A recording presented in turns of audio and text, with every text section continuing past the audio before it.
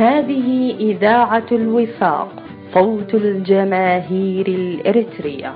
إذاعة الوفاق الوطني تابعة للجماهير الإريترية، وتبث برامجها من المهجر بواسطة الأقمار الاصطناعية كل يوم سبت من 8:00 صباحا إلى 9:00 صباحا بتوقيت أسمرة، إلى كافة الربوع الإريترية والمناطق المجاورة.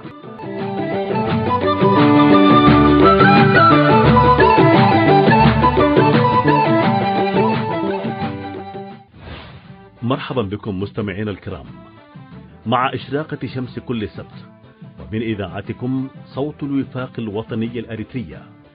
بعد أن استمعنا للفترة الأولى من بث إذاعتنا بلغة التجرينية، نقدم لكم ما يشرح الصدور وينير العقول.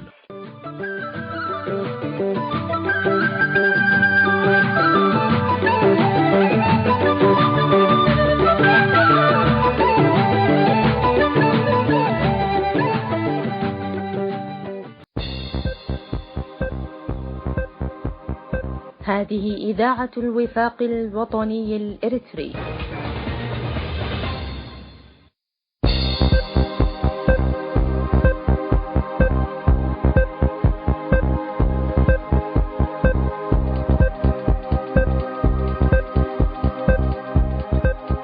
مستمعينا الكرام، السلام عليكم ورحمة الله وبركاته، وأهلا ومرحبا بكم في هذا اللقاء الأسبوعي المتجدد صوت الوفاق الوطني الإريتري.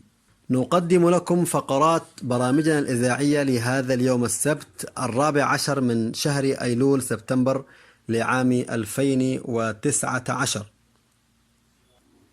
بداية نقدم نيابة عن أعضاء ومعدي إذاعة الوفاق بأحر التهاني والتبريكات للشعب الإريتري، وخاصة أتباع الديانة المسيحية بمناسبة عيد القديس يوحنا ورأس السنة، راجين للجميع عيدا مباركا وعاما مليئا بالخيرات والبركات والأمن والاستقرار. وأولى فقراتنا قراءة أهم أخبار الأسبوع، نبدأها بالعناوين. أريتريا تحتل المرتبة الأولى عالميا في عدم توفر حرية الرأي والتعبير. أساقفة الكنيسة الكاثوليكية الإريترية يتقدمون ببيان استنكار وشكوى. فضيحة لمطبلي النظام بالنرويج. كانت تلك عناوين الأخبار، نتلوها بالتفصيل بعد الفاصل.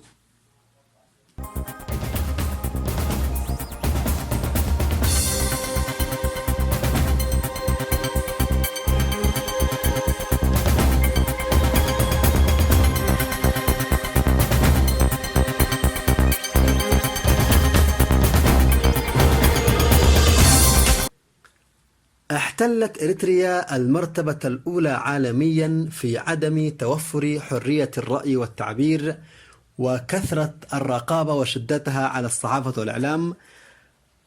فمن الدول الواقعة تحت الصحراء الإفريقية تعتبر إريتريا الدولة الأكثر سجنا للصحفيين واعتقالا لهم، وذلك حسب تقرير لجنة حماية وأمن الصحفيين. وكان تقرير لجنة حماية وسلامة الصحفيين قد أصدر يوم الخميس الماضي عن عام 2018، وذكر التقرير أن 16 صحفيا إريتريا الآن هم رهن الاعتقال، وجلهم مسجونين منذ العام 2001 عندما أغلقت السلطات الإريترية وسائل الإعلام المستقلة. كما أفاد التقرير أنه لا يمكن معرفة ما إذا كان الصحفيون لا يزالون على قيد الحياة أم قد تمت تصفيتهم. وأشار تقرير لجنة حماية وسلامة الصحفيين أن إريتريا هي الأولى عالميا في الرقابة على الإعلام، ولا تسمح بإبداء الرأي والتعبير. وقد رد السيد يماني جبر مسقل عبر حسابه بتويتر مغردا أن محطة الجزيرة ولجنة حماية الصحفيين لم يدرسوا الوضع الداخلي وأن التقرير غير صحيح، إلا أن تقرير لجنة حماية الصحفيين وسلامتهم يستند إلى سجل النظام في سجن الصحفيين والإجراءات التي تتبعها الحكومة الإريترية في تتبع ومضايقة الصحفيين والرقابة المسلطة على الإنترنت. فبحسب المادة 19 من الإعلان العالمي لحقوق الإنسان، من حق كل إنسان أن يحصل على الأخبار والمعلومات المستقلة وأن يعبر عن رأيه بكل حرية، إلا أن الحكومة قد أغلقت جميع وسائل الإعلام المستقلة وتراقب الصحفيين عن كثب وتضايقهم بالسجن والتخويف. وبسبب تلك المضايقات والتهديدات المستمرة لم يستطع الصحفيون نشر الأخبار والمقالات بحرية. تقدم أساقفة الكنيسة الكاثوليكية الإريترية بمذكرة احتجاج على ممارسات الحكومة، وذلك على خلفية تأميم الدولة المدارس التي كانت تدار من قبل المؤسسات الدينية، وبالاستناد على المذكرة الرسمية التي صدرت من وزير التعليم السيد سمري رأسوم بتاريخ 4 سبتمبر 2019.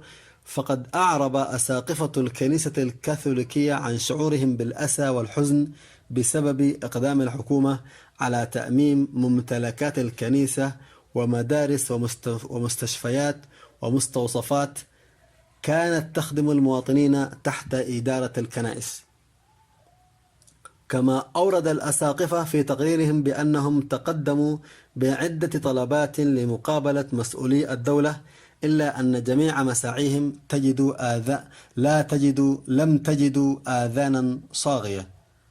وسائل الإعلام تفضح مؤيدي هيغدف بالنرويج، فقد تداولت بعض وسائل الإعلام النرويجية وعلى مدار أسبوع العربدة والسهرات الماجنة التي قام بها الأريتريون من أتباع النظام وبإشراف يماني منكي في مدينة أوسلو، وذلك بمناسبة احتفالات 25 لتأسيس معسكر ساوا للتدريب العسكري.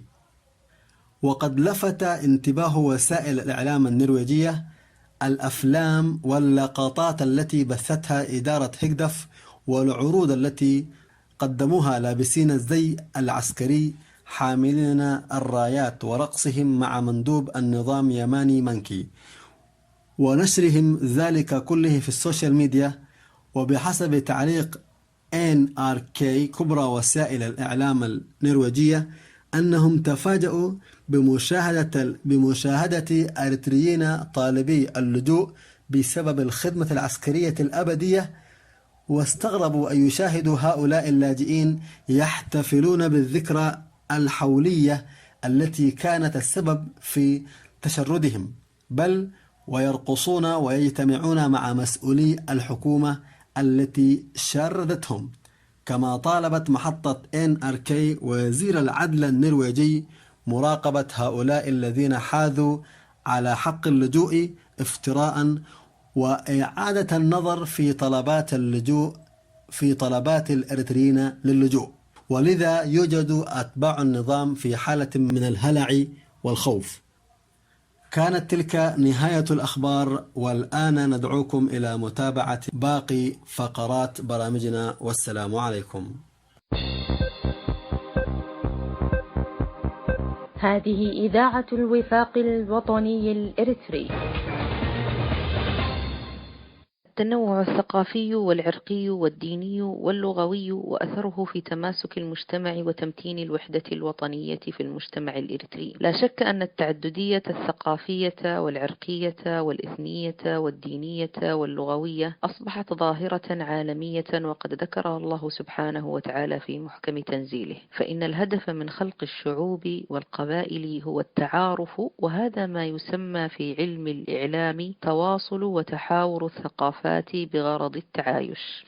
فهذه الظاهرة توجد في الدول المتقدمة والنامية على حد سواء، والفارق يكمن أن الدول المتقدمة نجحت في إدارة التنوع وقبول الآخر كما هو، ونحن فشلنا في إدارة التنوع وقبول الآخر، قصدي العالم الثالث.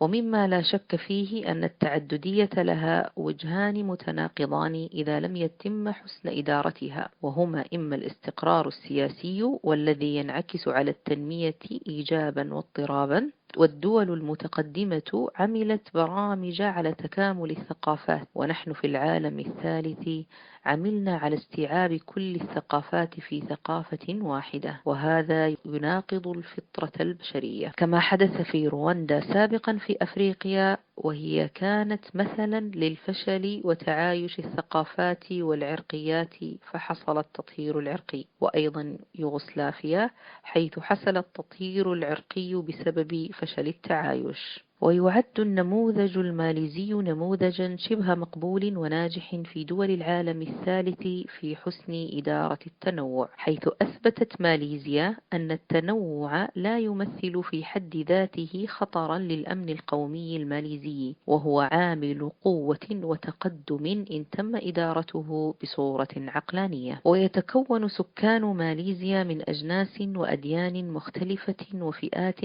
عرقية رئيسية هي الملاويون والصينيون والهنود وعرقيات أخرى، حيث يمثل الملاويون سكان البلاد الأصليين بنسبة 58% من السكان، وهم مسلمون على المذهب الشافعي. الصينيون ويمثلون 24% وهم بوذيون. أما الهنود فنسبتهم 8 وهم هندوس وسيخ. أما العشرة فهم عرقيات وديانات أخرى مختلفة. والصينيون جلبهم البريطانيين لماليزيا للعمل في الخدمات، والهنود جلبهم للعمل في زيت النخيل. وقبل مغادرة البريطانيين ماليزيا في 31 من أغسطس للعام 57 بعد 19 الميلادي، طلب حزب الاتحاد الملاوي بأن يأخذ الإنجليز معهم الصينيين والهنود، فرفض الإنجليز هذا الطلب، وعملوا على عقد اجتماع يكون بموجبه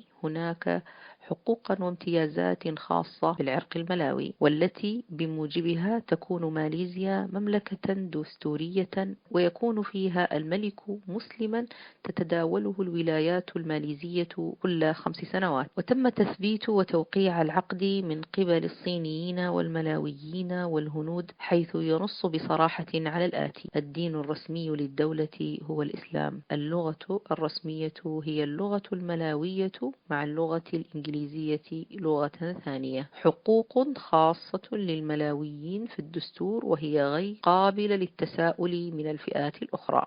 لأن الملاويين زمن الاستعمار البريطاني كانوا يعيشون في الغابات ولم يتم تعليمهم من قبل البريطانيين، والسبب معروف لأنهم أغلبية مسلمة. النظام السياسي هو نظام برلماني يكون الغلبة فيه حسب عدد مقاعد الحزب في البرلمان. القوة في يد رئيس الوزراء، حرية العبادة مكفولة للجميع، حيث هناك الكنائس ودور العبادة البوذية والهندوسية، وكل واحد له مدارسه ومراكزه الخاصة، ولكن اللغة الوطنية في المدارس الحكومية والجامعات هي اللغة الملاوية واللغة الإنجليزية. طبعا مفهوم العقد الاجتماعي سبق أن عملت به أمريكا بشكل آخر وبأسلوب آخر بعد الانتهاء من سياسة الفصل العنصري ومنح الزنوج الحقوق الدين المدنية، وتسمى في العلوم السياسة سياسة التمييز الإيجابي، وتنص على إعطاء مزايا خاصة للأقلية الزنجية بسبب حرمانها من التعليم والصحة وعقود البنوك خلال فترة الاضطهاد، وترغم الحكومة الشركات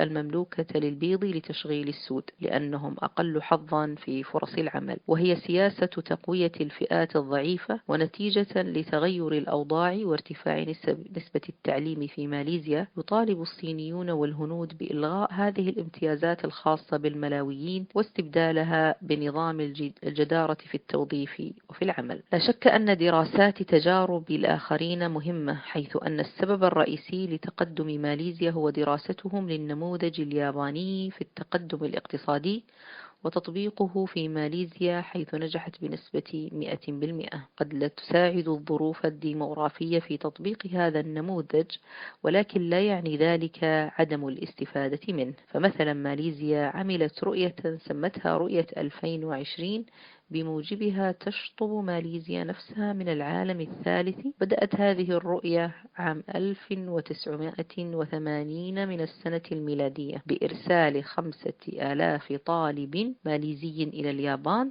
في أكبر منحة حكومية من الحكومة الماليزية إلى اليابان، ولم يتم إرسالهم إلى بريطانيا وأمريكا، والسبب معروف. أما في العالم الثالث وخاصة في أفريقيا، كل إنجاز يأتي من حكومة تعمل على إعاقة الإنجاز السابق وتبدأ من الصفر، وهذا هو سبب الفساد ونهب ثروات الشعوب وموت الضمير، حيث الفئات المتعلمة في أفريقيا صارت فاسدة باحثة عن المال والسلطة إلا من رحم ربي. أفريقيا هي القارة التي تأخذ أهم العناوين الرئيسية في الأخبار في المجاعة والجفاف والتصحر ومرض الإيدز والفساد، وكل ذلك بسبب غياب الضمير والانحدار الأخلاقي وغياب الغيرة والشعور بالمسؤولية تجاه من تقودهم. إن الذي يحصل في إريتريا إذا قورن بتجارب الشعوب الأخرى هو ليست ثقافة التعايش بين مكونات والاعتراف المتبادل بالحقوق والواجبات،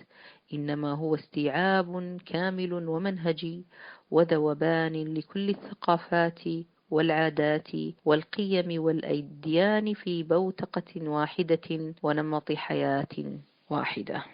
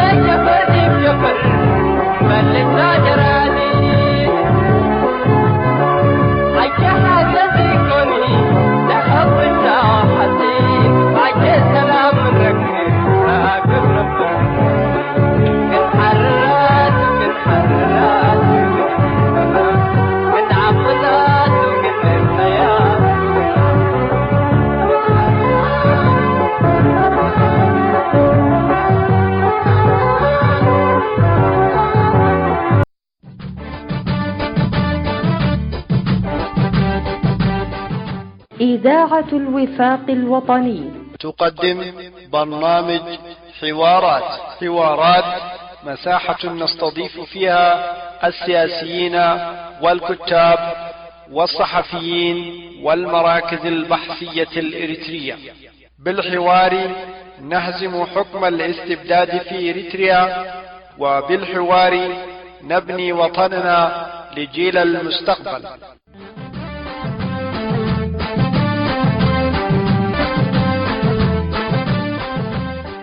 مستمعين الأكارم، في هذه الحلقة نكمل بإذن الله تعالى الجزء الثاني من لقائنا مع الأستاذ عبد الرحمن السيد. نتمنى لكم الفائدة وطيب المتابعة. أمر آخر، أنا كنت أعمل في هذا الجانب كثيرا. عندما تكون منظم يعني لك فرص أن مثلا أن تلتقي بالسياسيين، بالسلطات، بالدولة وغيرها، وقد تتفاوض معها في أمور كثيرة. يعني حتى عندما تأتي السلطة أو الدولة بقوانين معينة، مثلا الحزب الحاكم قد يقترح بعض القوانين، يعني مثلا تتعلق بالتعليم، بالهجرة، بأي شيء كان. فهناك أيضا مخططات، يعني فمثلا يعني خلال 10 سنوات في بريطانيا قد يظهر قلة عدد في المهندسين أو الصيدلانيين وهكذا يعني.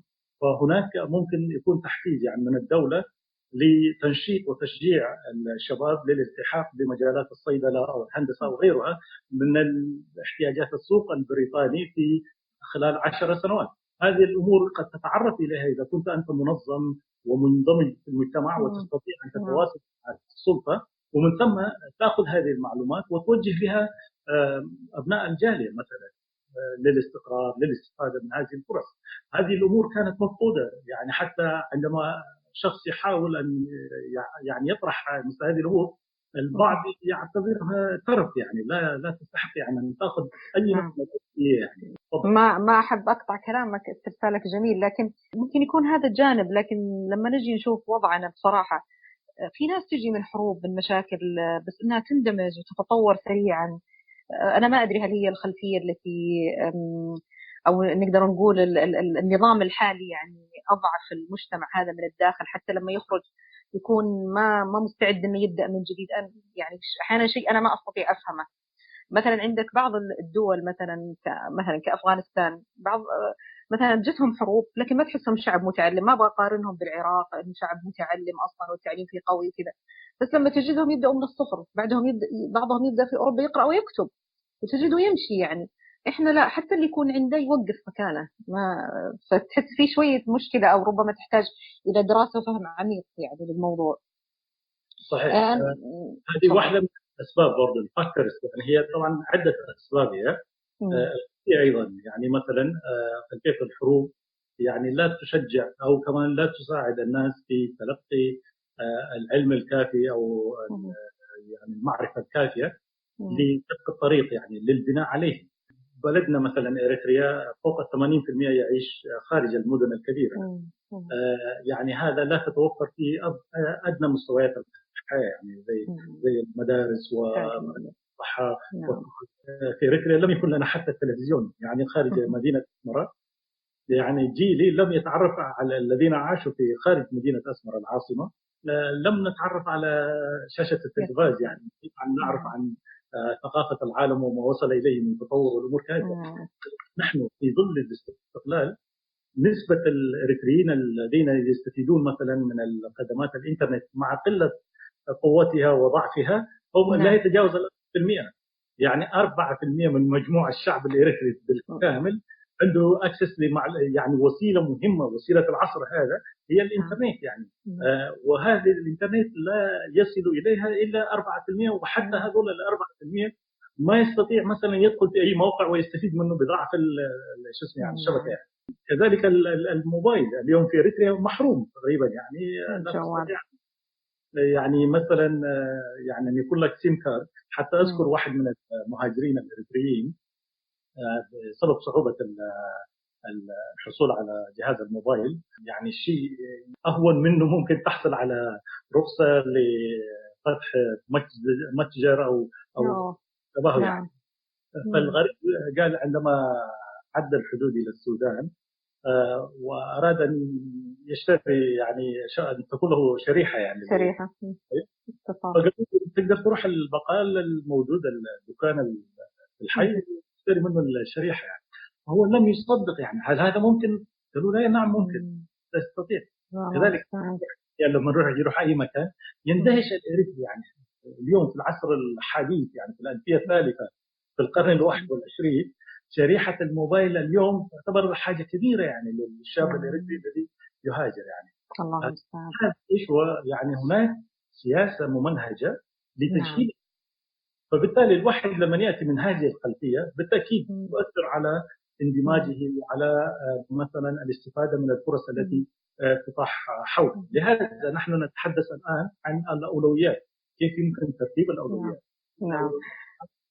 هي في كل المجالات، يعني في المجال الإقامة والاندماج والاستفادة من الفرص.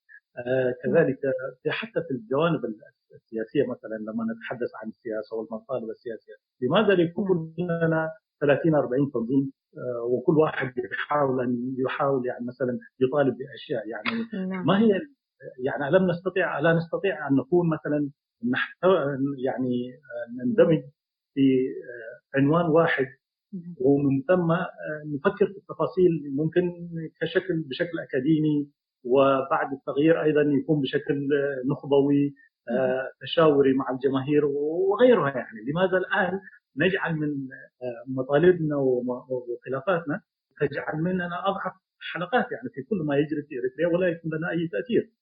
اختلافنا نقدر احنا نستعمله في شيء افضل، لانه الاختلاف يرسب لك لوحه فنيه جميله، اختلاف الالوان. لكن كيف طريقه احنا نستفيد من هذا الاختلاف؟ طيب، هذه الفتره نسمع كثير استاذ عن اعاده النظر في وضع اريتريا الحالي، واعاده تصحيح المسار وترتيب الاولويات. صرنا نسمع عنها كثير في الاونه الاخيره.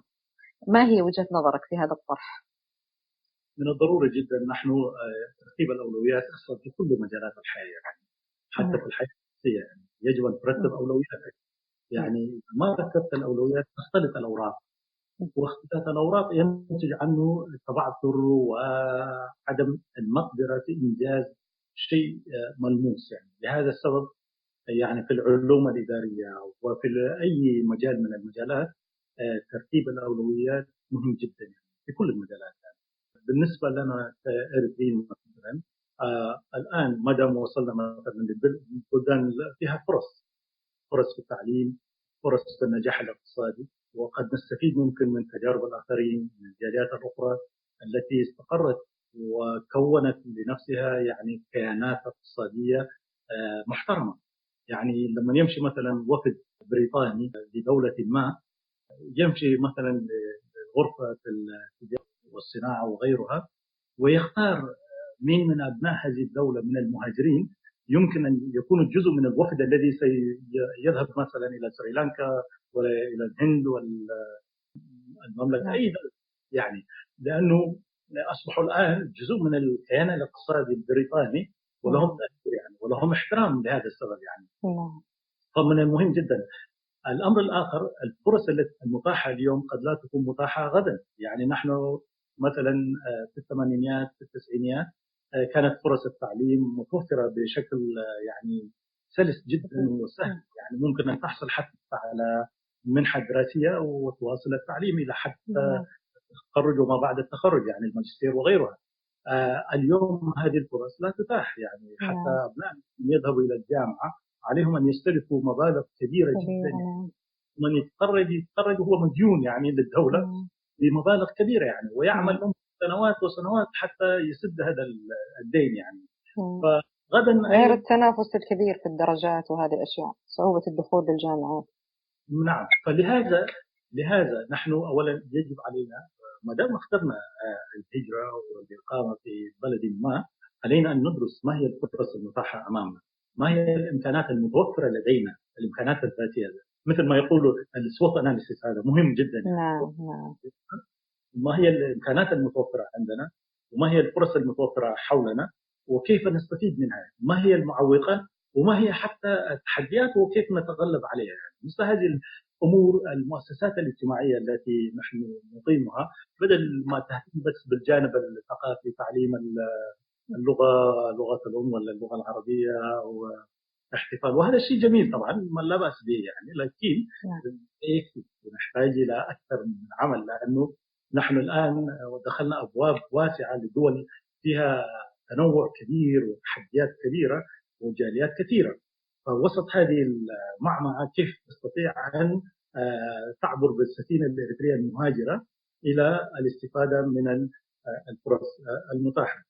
هنا ينتهي الجزء الثاني، ونلقاكم بإذن الله في الأسبوع القادم لإكمال ما تبقى من هذا اللقاء. حتى ذلكم الحين نترككم في حفظ الله ورعايته.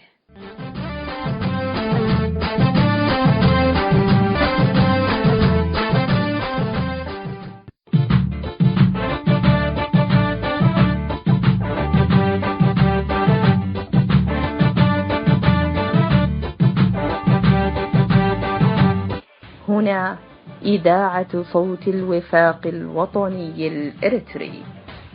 مستمعين الأفاضل، إلى هنا وتنتهي بث برامج إذاعة الوفاق المعدة والمقدمة لهذا اليوم.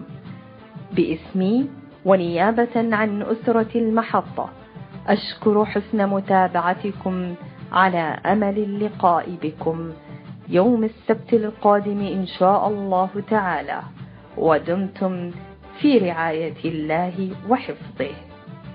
هذه إذاعة الوفاق، صوت الجماهير الإريترية.